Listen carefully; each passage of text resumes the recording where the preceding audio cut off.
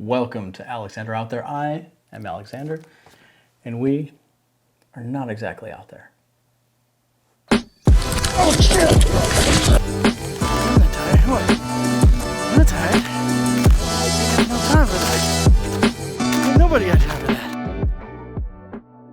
That's kind of what this episode's all about.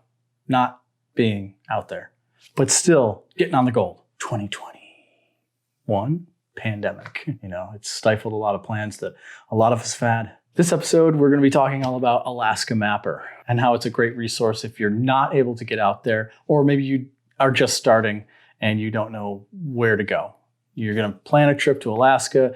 You're going to go grab your gold pan. You're going to get in the car or the truck or the boat or the airplane. I don't know, maybe. And you want to know where you can pan and not get in trouble, basically. Not be a claim jumper. Claim jumpers! Damn, claim jumpers! Well, then we're going to go through the basics of Alaska Mapper to get you started, get you on the gold in a place that won't get you in trouble. How's that? Oh, but hold up. If you think I'm letting you down this rabbit hole of information without a carrot waiting for you on the other side, you're sorely mistaken. If you think you need it sooner than later, skip over the meat and potatoes right to the end of this video, and you'll get all the Alaskan feels you'll need to get back to the beginning and delve into it. Okay? Okay, now back to it. Here we go. All right, let's go check it out. So here we are in our browser. We're going to type in Alaska Mapper. There we go. We do not want to go to this. We want to go down to the dnr.alaska.gov, Department of Natural Resources, Alaska Mapper link. This is their newest interface here. When you reach this, just go right to Launch Alaska Mapper. And here we are. We're in Alaska Mapper. So from here, we don't want to be too intimidated by anything we see here. It's really not that complicated. They show us the map management off to the left immediately, and it's already opened up to standard land status maps. So these are the basic ones that we're going to be interested in. You can go and check out all the rest of them, but from my experience, these are the most comprehensive anyway. For our purposes, Mineral Estate Map is going to be the map for us. So we're going to click on Mineral Estate Map, and that will populate the state of Alaska with everything having to do with mineral estate. So there's going to be all sorts of leasehold locations. There's going to be all your mining claims. There's going to be oil and gas, all sorts of interesting things. And there's a legend as well that I'll show you in a little while. It'll teach you about every square foot in Alaska and what it is pertaining to mineral rights. Okay, so we have that. We're going to close up here. Map management, we're going to be done with that for right now. We're going to move on down to the next one, manage layers. On the left over here, top left, we're going to click that, open it up. Now there's a few layers in here that we don't need because it just kind of muddies things up. Now I'll move over here, move my cursor over to the northern section of the Inside Passage and zoom in with my Mac. That's just with 2 fingers up on the trackpad. Now I'm very familiar with this area, so I guess we'll be using that as an example. So you can see it's pretty heavily populated with a lot of weird lines and shapes and colors and stuff like that. We'll zoom in a little bit more. So there's a lot of things here we don't actually need. All these squares, I won't even get into what those are, but we definitely don't need them. They don't pertain to us. We come over to the V column in the layer management section here, and we're going to unclick the V. Now you won't see a change here, but if we kept the PLSS section grid and then we went down and got rid the PLSS township grid, got rid of those, you'd still see the section grid. It's right there as it is, so just unclick the check mark there in the V column. Now we're going to scroll down to the PLSS township grid. We don't need these either. So we're going to take the visual column check mark off for that, and there they go. There's everything. Now, if we wanted to look at what Constantine is doing, Constantine is a large mining company that is currently in development phase of a mine in Southeast Alaska, here in Haines. And we wanted to see what they're doing and what claims they have. They have all these claims here. You can see in blue, and then they also have the pink and blue claims over here. But if we wanted to check out what's going on with those, we want to see them a little better. Right now, there's all this gray over the base map. We're going to get to the base map in just a second. So we can zoom in and we can see Porcupine Creek is somewhere around here, but we can't because it's so faded with this white. We need to go find the state tentatively approved or patented line item, and we're going to uncheck the visual check mark in the V column. There we go. Basically, the state tentatively approved and patented layer just says this is state land. We're going to be working on state land pretty much no matter what. So there, now we've got a pretty good view of what's going on in this area. We can now zoom in a little better and see some of the creeks and see some of the mountain ridges and things like that. Personally, I don't like the standard base map that loads when Alaska Mapper loads. So up here in the base map section, it says National Map Imagery Topo. And this is actually a pretty good map if you get right down into it and you want to see topo lines and you want to see terrain as well with that. I find that's very helpful sometimes. I just don't like the quality of the map, okay? So I found that just Bing Aerial is really good. Now you can go back, if you need the topo stuff, you can go back and you can bring back some of those. So up here is the ArcGIS US topo map. That's pretty good too, but that's not a satellite map. That's strictly a topo map. But that'll give you a really great idea as to how sharp some of these mountain ridges are. So if you're looking on the map somewhere out in Alaska that you think you might want to go, I highly suggest taking a quick look at the topo map and seeing that area and seeing what's in store for you. Because trust me, you just don't have a good idea until you look at a topo map and then get out there and be like, wow, yeah, this is a lot steeper than I thought. There's been so many times I've gotten out in the woods. You know, a friend of mine and I have been hiking out and I said, hey, I know there's this great creek. I saw it on the map. It's right over here. And then you get to the edge and it's a 400-foot drop down to the creek. It's like, that's, I didn't realize that. Well, this will help you. So you can check out the ArcGIS USA topo map for that. Honestly, the Bing Aerial is the best for what I like to do. And then I just check back with the topo maps. So here is the Bing Aerial map, and it'll give you the best satellite images that you're going to get on Alaska Mapper. So you'll really get a good idea when you zoom into areas as to what you're going to get yourself into, you know, or where creeks are, or where certain geological features will be found. So here's Haines. There's downtown. I live out here somewhere. I'm not going to point to it. I mean, feel free to stop out and say hi, you know. I'll crack a beer for you. So there's the basic setup I use when just first getting into Alaska Mapper. I'll take those 3 layers off and it'll open up the map so I can actually see what the hell I'm looking at.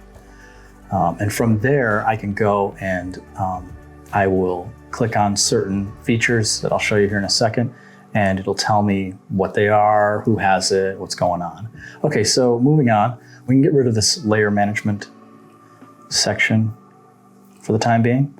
Now let's say we want to look at Porcupine Creek. It's a pretty famous creek for Haines. If we want to find exactly who owns the mineral lease, we need to go up to the top left and just click on the little pencil tool. Then we're going to take our cursor and we're going to go over and let's say I want to know who owns way up on the mountain up here. Who owns that one? I wonder. We're going to click on it and it'll leave a little yellow dot for us. Now you'll notice up here in the top left it says run query and it'll have a little 1. Well, yeah, that's our little point down there. So we'll click on that and it'll bring up a new, there it is. It'll bring up a new window for us. And in this window it says total results will be 9. So at that point, it has brought back 9 instances on the land administration system that it is found for that point. We'll click on that and we'll see, yes, there is a section grid. Okay, it's been mapped. Okay, great. There is a mining claim, so somebody has a mining claim there. Tentatively approved land for the state. It is state land, yes. It is part of the borough. It is part of a recording district. And there's a survey boundary. Okay, there's 3 survey boundaries that really those don't have anything to do with what really we're looking for. We're really looking for who's there, whose is it, is it active, what's going on with it, can we go there? And 10 to 1, if it's an active mining claim, well, no, we can't go there. But at least we can know who's in the area. If we need to talk to somebody like, oh, hey, I'm going to claim right next to you, go talk to them. Hey, just let you know I'm over here, Hi, neighbor. And PLS township grid. I mentioned that before. We don't really concern ourselves with that. But we will need to concern ourselves with the state mining claim. And there's one there, right there. That is Mr. Dustin Hurt's claim. And if you've watched either Gold Rush, the original one, or the Gold Rush Whitewater, it's out now. It's on Discovery Plus, I believe. That's Fred and Dustin Hurt. That's one of Dustin's claims up there. He's got quite a bit down Porcupine Creek. That's his right there. You can see all sorts of interesting information when you click on the ADL number. The ADL number is the number that the Alaska Department of Natural Resources allocates to you when you file a mineral claim. And that is something that's very important. I think I mentioned it in one of my other videos earlier that if you call up DNR and say, hi, I'd like to inquire about blah, blah, blah, blah, pertaining to my mineral claim, they're gonna ask you for your ADL number. Yeah. So you should definitely have that ready. But if we click on the ADL number, it will bring us up to the, here you go, Natural Resources LAS system and that specific claim. And here's all the information about that claim. So Dustin, I'm sorry, I hope you keep up on your paperwork because everybody's looking at it now.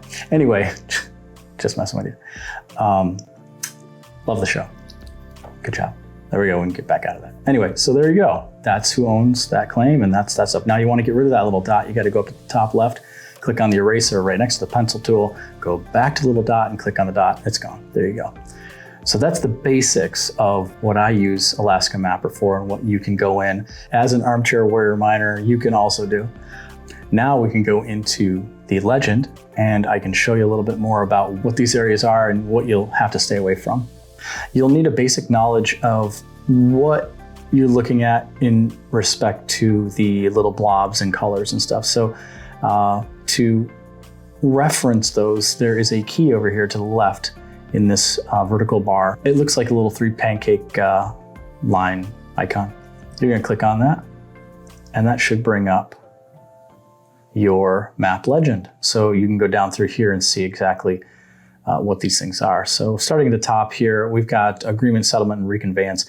Those things are like University of Alaska rents or owns land from the state and it would be their land. So we can zoom into this, like I believe this right here is University of Alaska land right here. I know there's also some over on this peninsula over here. You'll have to click on each one to definitely double check. I mean, it's not to say that this is specifically University of Alaska all over. It could be anyone. You'll have to check on it. But I just happen to know that this is University of Alaska land and this over here is University of Alaska. This, I do not know. Let's find out. Up in the mountains here, whose is this? Run query. Running query. 8 results. Agreement settled. Oh, there's 3. Okay. I believe, I'm gonna make a guess here. I believe like Alaska Mountain Guides uses it for mountaineering. Let's see. Alaska Backcountry. Let's open this up a bit. Yeah, Alaska Mountain Guides Climbing School. Yeah, heliskiing. Yeah. So these are like lease areas. These are areas that companies such as Alaska Heliskiing, companies like that will go in and they'll lease from the state these huge tracts of land, and you get heliskiing, you get mountaineering, you get all sorts of fun stuff. So I mentioned earlier leasehold locations. That's here in purple, purple circles. These are instances where, when I've run into them, they're leasehold location mining exclusion zones, if you will. These are places such as like Chilkoot Lake and Chilkoot River going back up into the mountains about 20 miles. It goes up there before it goes into what was federal land, now is tentatively approved state land. Basically, the state has been given like millions of acres, but they didn't want to reconvey right then and there when it was given to them. So the feds said, okay, we'll hold on to it until you figure out what land you want. And this is the gray dots here are just that. They are the land the state has selected from the feds to say, yeah, we want that. And then they start the paperwork and it takes for freaking ever. So basically this is state land, or it will be soon, maybe in the next 5 years, who knows. But anyway, this leasehold location goes right up to the border of it. And after that, it's wide open for mining or whatever. I think you'd have to go through the feds though until it's officially state land. So that's actually state selected or top filled land. So state selected, you can see down here in the bottom left of the screen with the gray dots. That's selected. So the state is selected from the feds. If you wanted to mine up in here, you would have to get a federal claim. You'd have to go through BLM for it. So one of the major land areas that here in the Haynesboro that you'd have to look out for is mental health trust land. Mental health trust land was set up a long time ago to help finance recovery for people suffering with mental illness, and so they wouldn't have to be shipped down to the lower 48. So there was about 1 million acres allotted to this, and the state was allowed to utilize these areas to create revenue for that specific purpose. And this happens to be one of them right here. It's a fairly large tract of land. It's also across the highway here. There's another tract of land up there. So those would be areas that you'd have to contact the Department of Mental Health to gain access to.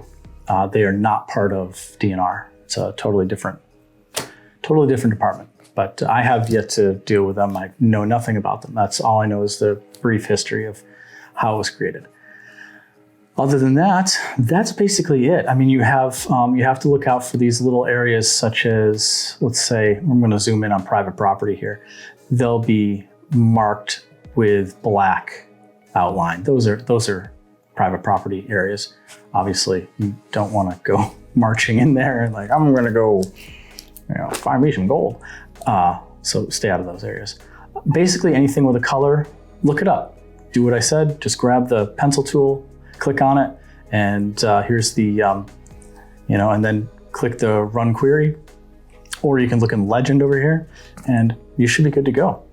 If you have any questions, please feel free to down below. So that's about it. I hope this all serves you well. I hope you take your bucket list trip up to Alaska and find a little color in the pan. And on that note, I'm going to leave you with a sea shanty from one of my last excursions out with my good friend, Mr. Eric Forster. See ya. South Australia, I was born, heave away and haul away. South Australia, round Cape Horn, yes, we're bound for South Australia. All the way, you rolling kings, heave away and haul away. All the way, we're bound to sing, yes, we're bound for South Australia. Well, I went out one morning fair, heave away and haul away. That's where I met Miss Nancy Blair, yes, we're bound for South Australia. All the way, you rolling kings, heave away and haul away. All the way, we're bound to sing, yes, we're bound for South Australia. Well, I spun her up and I spun her down, heave away and haul away. I spun her all around the town, yes, we're bound for South Australia. All the way, you rolling kings, heave away and haul away. All the way, we're bound to sing, yes, we're bound for South Australia. Well, ain't one thing that grieves me mind, heave away and haul away. So leave Miss Nancy Blair behind, yes, we're bound for South Australia. All the way, you rolling kings, heave away and haul away. All the way, we're bound to sing, yes, we're bound for South Australia. And when we wallop around Cape Horn, heave away and haul away, you'll wish to God you'd never been born. Yes, we're bound for South Australia. All the way, you rolling kings, heave away and haul away. All the way, we're bound to sing. Yes, we're bound for South Australia. All the way, you rolling kings, heave away and haul away. All the way, we're bound to sing. Yes, we're bound for South Australia.